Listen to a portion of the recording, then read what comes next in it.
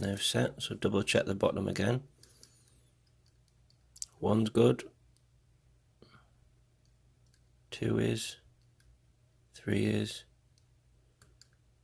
4's just about there I think, 5 is, right, so check the top. 1 set, 2 is, 3 is, 4 is,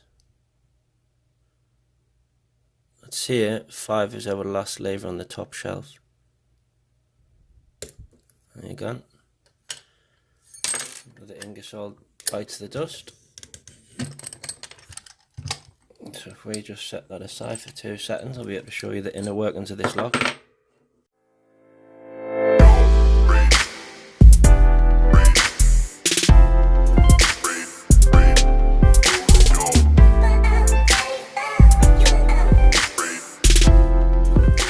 When it's locked, see how all of those levers are all mix matched, so that means that this sidebar can't retract fully, so the sidebar when in the lock position sits in that groove there, which means you can't open it.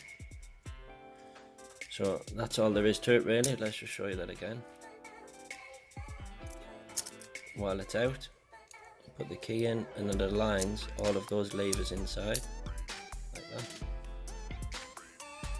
which means there's a clear path straight up the center for that to fall into, allowing this sidebar to be flush with the plug, allowing this to turn, and when it turns these parts go opposite to where the ball bearings are, so in the lock position the ball bearings will be against here, and when the lock turns it allows the ball bearings to fall in, allowing the shuttle to come out.